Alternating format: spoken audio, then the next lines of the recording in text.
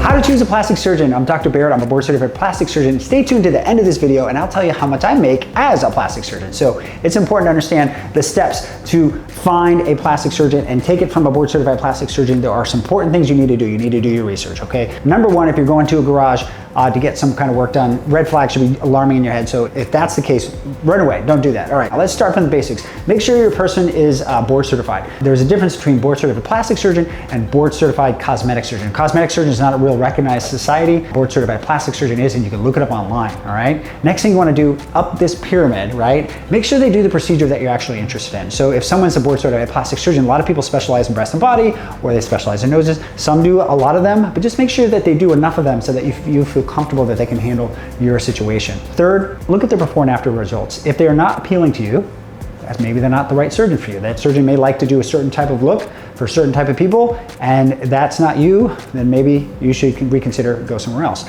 Number four, check out their reviews online. This is real people's experiences that they've had in the office. Some can be fabricated, so they're never 100% truthful, but it's a good place to look. I have phony negative reviews on my site from competitors or God knows who else. You can see they talk about like hair transplants. Every surgeon gets those things, but if you see an overwhelming negative amount of reviews or things that just kind of are red flags to you, do your research there, because a lot of times those are real people and you can actually reach out to the people and ask them, see if they are a real person. Especially on Yelp, you can contact people directly, which is kind of cool. Lastly, number five is that in-person office experience or the phone call. Well, how did they treat you on the phone? How did you feel in the office? You're not getting a good feeling from that. That's a red flag. It should be positive. And then also that interaction with the surgeon. You need to be on the right page. And if they're not answering all your questions, they're not giving you the right amount of time to really fully understand what you're looking for, then how do you expect them to go to surgery when you're asleep and do the surgery that you need? Those are big things, and I'll tell you, after my wife and kids get done with me, I make about $17 a year, so thanks for watching.